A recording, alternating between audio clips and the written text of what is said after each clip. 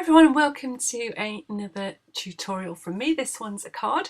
It's using graphic 45 papers, and it was something I made when I was looking at all the bits and pieces I had left. I tend to hang on to my graphic 45, don't throw away the smallest of pieces, and these are projects. Cards are perfect projects for using up your smaller scraps, and I'm going to be using some papers from the Precious Memories collection, and I'm going to use those papers that I've got left over in my collection from other projects to make a pretty card. I'm starting out with a pearl cardstock base. It's a white pearl and it measures 11.5 by 5 3/4, and I'm going to score that into a square card by scoring at 5 3/4. I'm using actually two papers that I had left in my collection pack in order to make this, and this first one is called Cuddle Time, and I've cut one square at 5.5 inches. And you can see it just leaves a small white border all the way around, and I'm going to be using 3 squares of this size, so I'm going to cover the inside as well as the outside of this card. Now I'm thinking shabby chic as I put this together, so I just want to kind of scuff up the edges a little bit just to make them look a little bit less pristine, and I'm going to be doing that with the edge of my scissors. Now you can get tools that do this, or various distressing tools do this, but I am making sure that I just do it very, very lightly. I don't want it to go too over the top, but because graphic 45 has a white core, it reveals a little bit of that white core, and also almost, gives me a little distressed edge all the way around the square. So you'll see me do this a lot, and I will try and fast forward around this. I'll tell you that I'm going to do it, and then I won't make you sit and watch me go all the way around. So I'm just using a closed pair of scissors that happen to have a slightly rough outside edge, and I'm just using that to scuff the edge of the paper. It does create some dust, so just be careful that if you've got anything that it's going to stick to keep that out of the way. And then I'm going to centre that on what will become the inside of the card. So my second sheet of paper, and I wouldn't need a whole sheet to make this card, but I just happen to have these two pieces left from my paper pad. I'm going to be decoupaging some of the elements, so I'm going to be cutting some of them out, and this one is called Baby's Breath.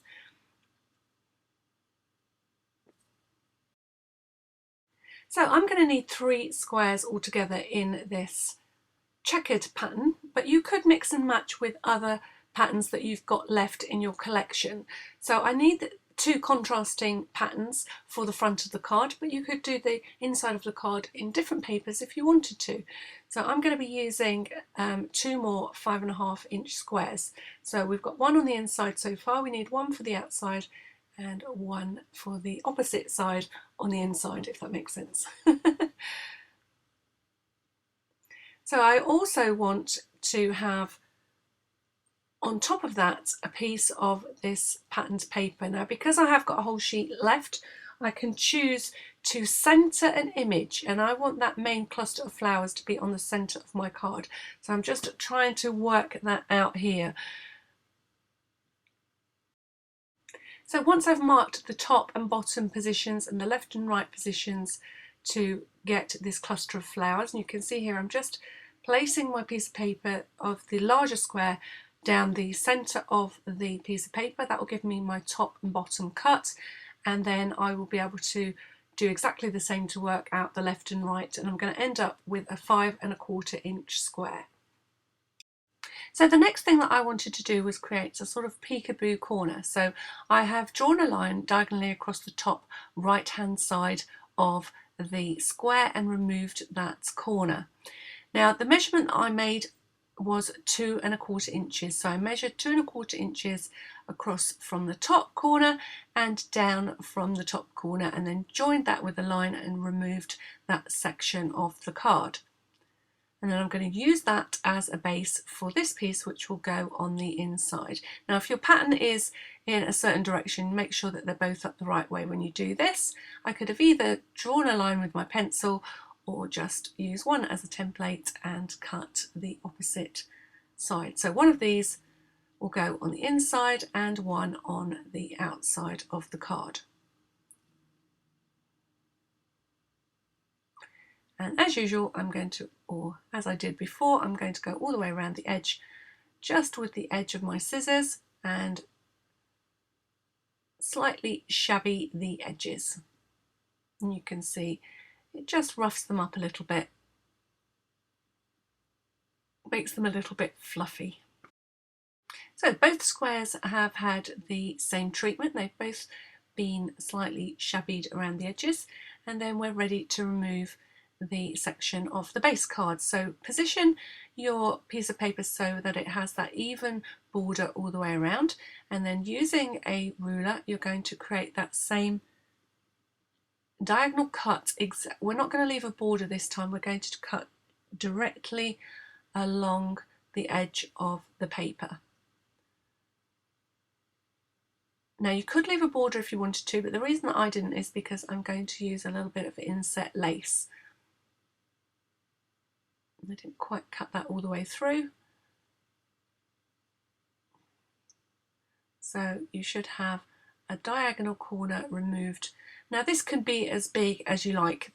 As I said, I used a 2¼ inch mark from the top corner and used that as my diagonal, but if you wanted to reveal more of the paper beneath, you could cut a bigger diagonal line, and if you didn't, you could create a smaller diagonal line.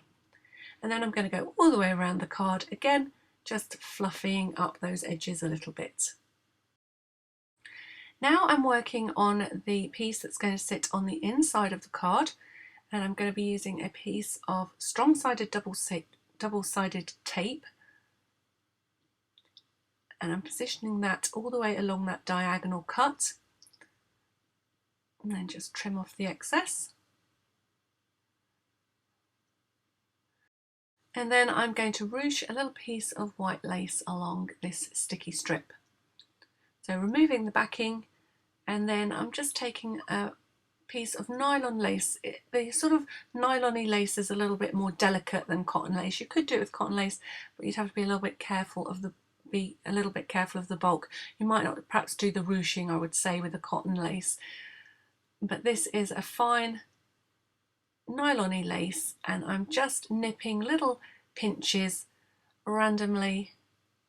I say randomly, I'm trying to be a little bit even.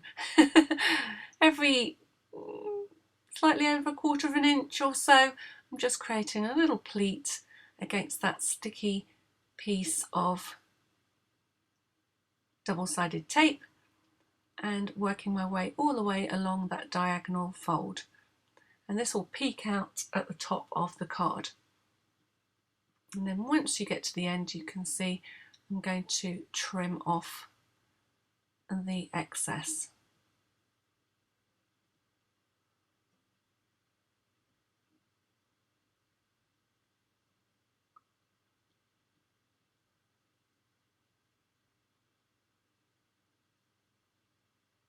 And then just to make sure that everything's secure, I'm going to put another piece of double-sided tape across the top, so that sort of sandwiches the lace in between two very sticky layers.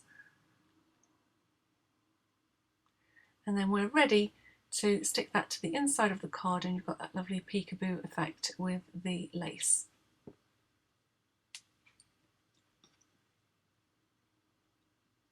So I'm going to remove the other side of the double-sided tape and then use glue to stick the rest of the sides of the paper. And then again, you're leaving an even border all the way around your piece of paper, and you just want to check before you stick that down that that edge is matching up on the diagonal and that none of that paper is peeking out or above that line. So you can see once this piece is in position how this is starting to take shape.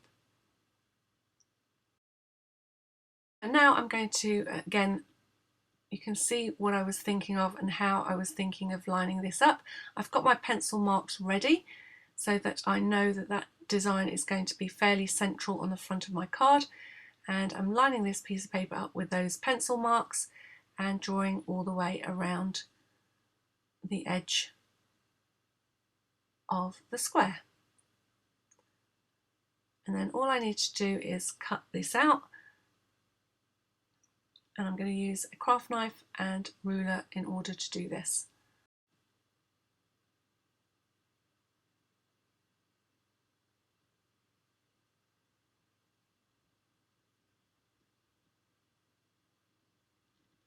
Now it's at this point you will see that I've got two pieces exactly the same size, and obviously I want them to be a little bit smaller, so you can line up. So at this point both pieces of paper are the same, so we want to remove 1/8 of an inch all the way around the piece of paper. So this is my first cheats way of doing the first 1/8 of an inch removal. Now I could have moved this 1/2 an inch and done exactly the same thing, but I didn't quite work that out at the time.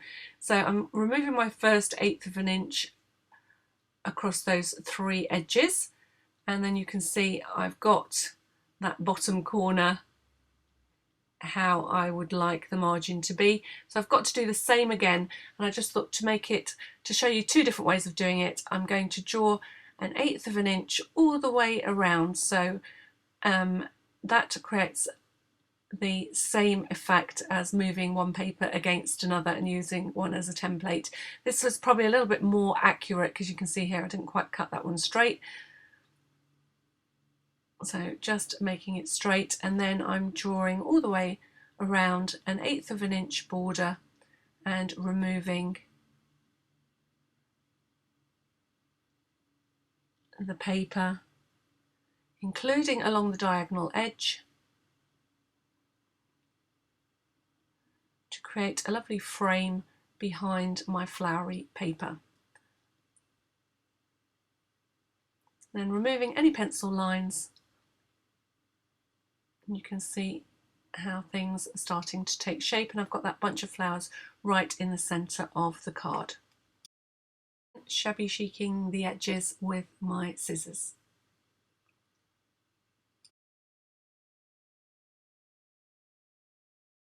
Ready to stick these pieces in position. So I'm going to start with gluing down the checkered layer and centering that on the borders.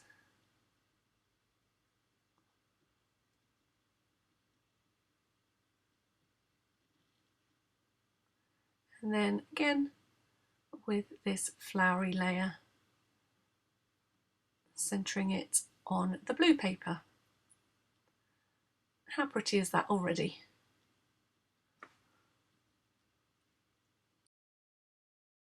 So the next part is the fun part of using Graphic 45. There's always lots of opportunities to fussy cut and decoupage. So I'm looking at what parts of the image I'm going to raise, which pieces I'm going to leave out, and I'm going to cut out accordingly. So obviously I want a fair chunk of that main piece to be raised slightly. And I'm also going to raise a couple of the blue flower bunches, and I'm going to rescue some of these little tiny butterflies to add as embellishments. So you can see here I can just add some of those little flowers, and I can decoupage the main image.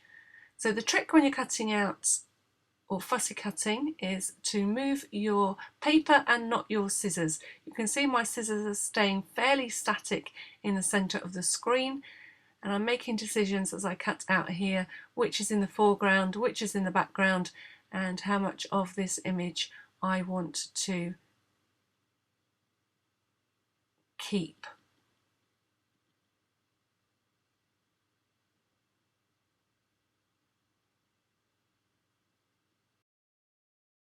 I'm not going to show you all of the cutting out, but roughly the pieces that I had left. So I've kept the main yellow rose or cream rose and the bud that's just above it with its leaves.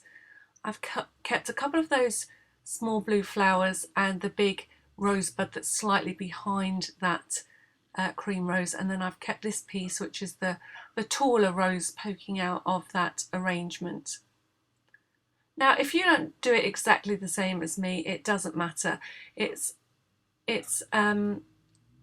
quite forgiving in how much of the image that you take. If you cut off something by accident, you can stick it back on, but it's just about layering that centre section up a little bit to give it some height and to make a feature of that centre section.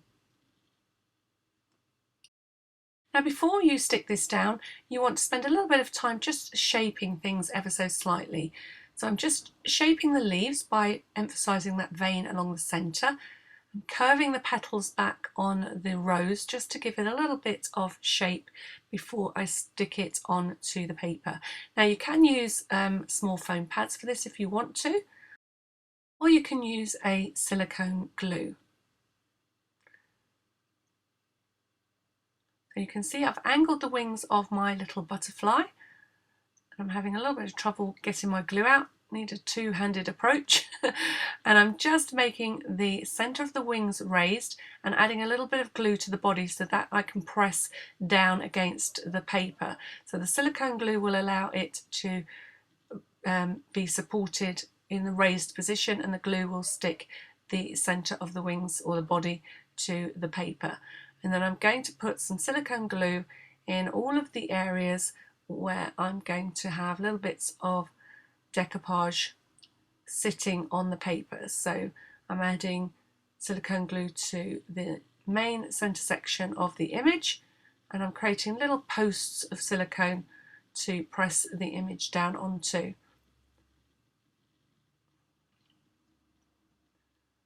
So you just want a little bit of height with your silicone. You don't want too much on a card. And I'm just remembering and looking at my main image where all those pieces are that need to be supported. And then I can add a little bit of glue at the bottom of the image because I want it to look like it's standing out.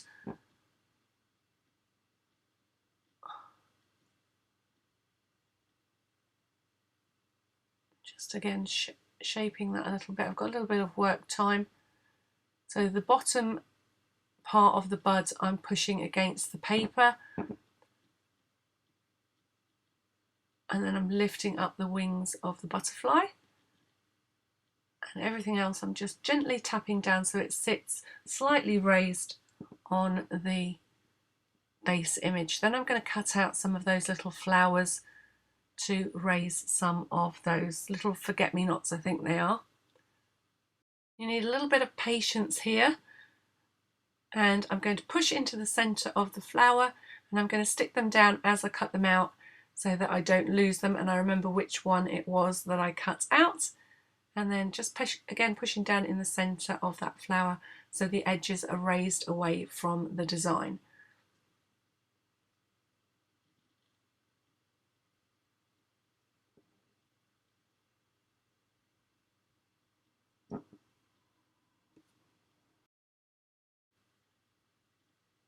So I want another couple of little pieces to raise a bit further, and I'm going to raise the main cream coloured bud. So again, I'm just isolating that and shaping it, and then adding it as a second layer on top of the first layer, because this is the flower that's coming most forward out of that bunch. And I want another couple of little blue flowers on this right hand side of the image. So again, I'm going to attach those, and the bottom leaf of the rose.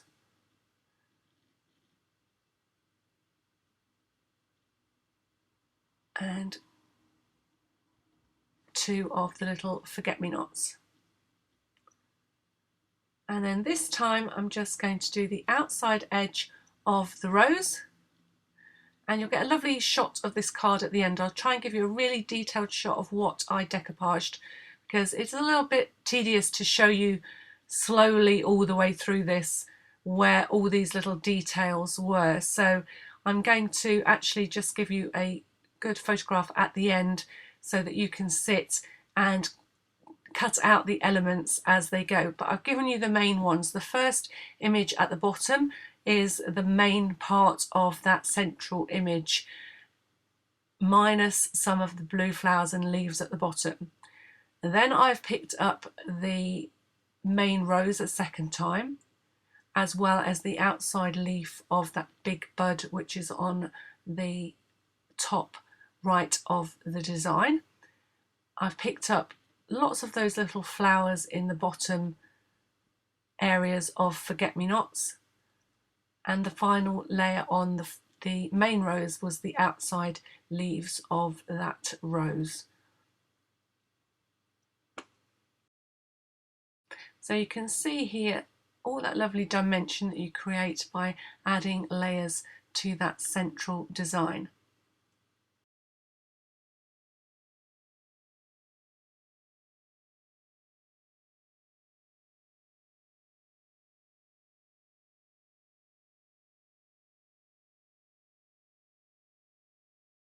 So as well as the photograph at the end, I've left this little section here so that you've got all the layers written down. So on the last layer, which I've called layer 3, I've got the extra embellishments as well. So we've already attached one of those embellishments, which was the large butterfly, which is in the top left-hand corner of the square. And now I am shaping 3 little leaves and 3 little forget-me-nots for the top corner, which is actually the inside of the card. And I'm just going to create a little pleasing arrangements of forget-me-nots and leaves in this top corner. Just working out which is the best way to position them. And because silicone glue takes a little while to dry, you've got a little bit of work time till you get the kind of arrangement that you like the look of. So just using my barbecue skewer to help, because these are a little bit fiddly for your fingers, and sometimes a little pointy tool does help make sure you get things in the places that you want them without knocking the other pieces of the arrangement with your fingers.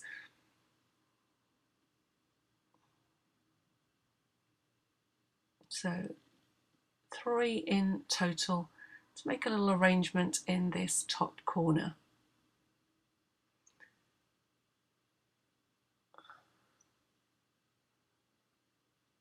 And you can see I've just not quite got that how I want it.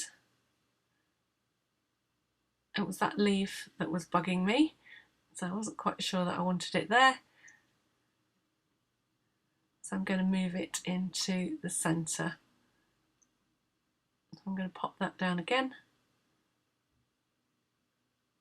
and then add this flower on top.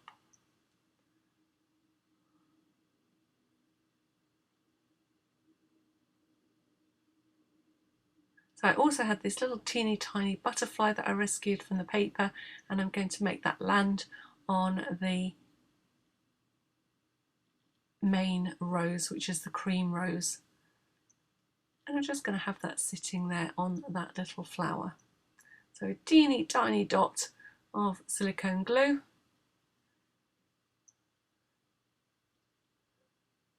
Mostly on my fingers. And then pop him. Looks quite cute up there.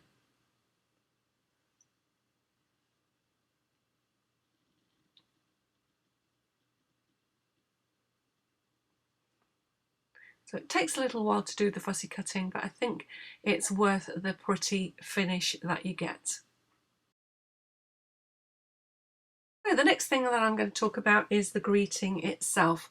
So because we've used the checkered paper on the inside, we're going to need to do something to create an area where we can write, as well as attaching a little greeting. And I want to attach a small greeting to the front as well. And I like to use these punches from Stampin' Up, and they go together. They create this little lozenge, and I've printed out some small happy birthday greetings for use with this punch. And I'm going to use 2 of them that say happy birthday, and they are printed onto a white cardstock. And then along with this set comes another little punch that punches out a background fancy shape for this to sit on, and I'm going to punch those out in the checkered paper. So just looking for some little scraps, and I'm going to punch out 2 of those.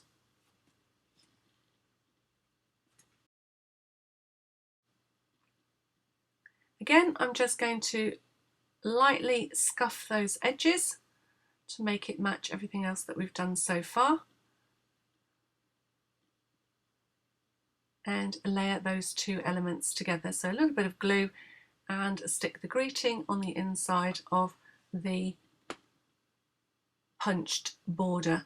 So you could use a simple rectangle and a slightly larger rectangle for your greeting. Now at this point I was going to have "To My Friend" on the front, but I decided it was a little bit more versatile to have "Happy Birthday" on both. So I am going to layer up both of those. I liked it with just one of the greetings. You can see I'm trying out two different ways of doing it. I thought I might use it as a tag, but I like them down here. I thought two was too much, so I'm going to just use one. So I like to sometimes leave these decisions in for you, because you might decide you like both of them and do them in slightly different variations. And then I'm going to use a little piece of foam pad in order to attach this to the front of the card.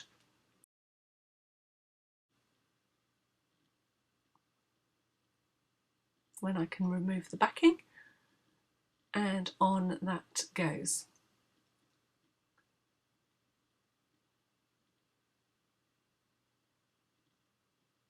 And then the next thing that I added were some little pearls, and I had some tiny little peach coloured pearls that worked very, very well with this colour, and I'm going to add them, one to my greeting and then one to each corner of the rose patterned paper, as if they're little brads holding the paper in place.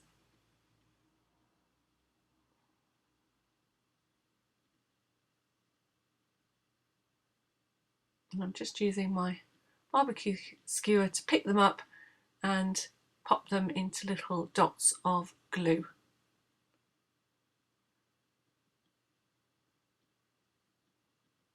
And then on to the final step, being careful not to knock those out of place. I've got a piece of cardstock to go in the centre that means that we'll be able to sign the inside, and I've made sure that it doesn't show or won't show when I stick it down to the inside of the card above that little cutaway section. So this piece measures 3 by 5¼ inches, and as I said, you just want to make sure that as you glue it into place, just close the card up and make sure that you can't see it above that little cutaway section. And I'm happy with that and ready to stick on the greeting on the inside.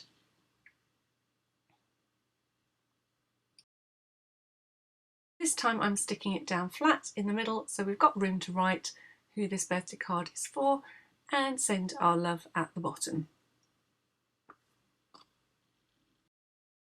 And then I just wanted a little tiny touch of sparkle in the centre of the forget-me-nots. So I'm using some diamond stickles and putting teeny tiny dots in the centre of all the little forget-me-nots on this page. Some of them are flat and some of them are slightly raised. It just adds that little twinkle to this pretty shabby chic style card using the Precious Memories papers.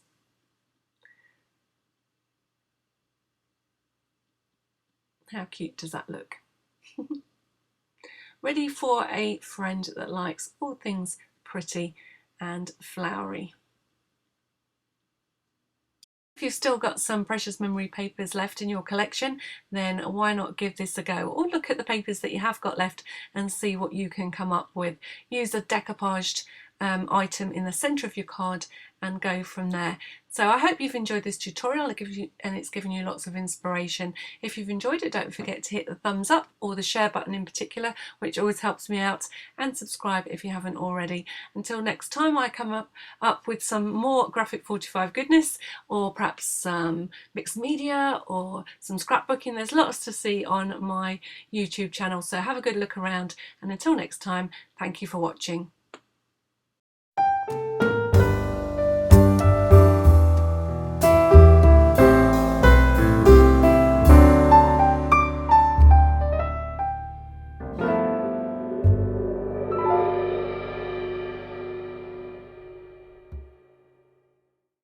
here are a few links to finish off with. If you love Graphic 45 and Precious Memories, you might want to give this one a go. This was a tutorial I made for an audition. Haven't got through yet, but I keep on trying. And you'll find out how to make this canvas on this tutorial. I've also got tutorials for all sorts of Graphic 45 projects. So this is just a general Graphic 45 link where you'll see how to make layouts like this one, or have a little tour. This actually doesn't have a tutorial yet, but I've been asked to do one, and since the paper collection has come back out, I'm going to give it a go. So watch this space, but in the meantime have a look around and see what you could be making once I get my finger out and make the workshop for it. But in the meantime, you could pop along to my Etsy shop and find out how to make this surprise package. Here are two Graphic 45 versions, and there is a video on my YouTube channel that shows you exactly what the surprise is. So have a look around on the workshop videos and you'll see the advert for this one.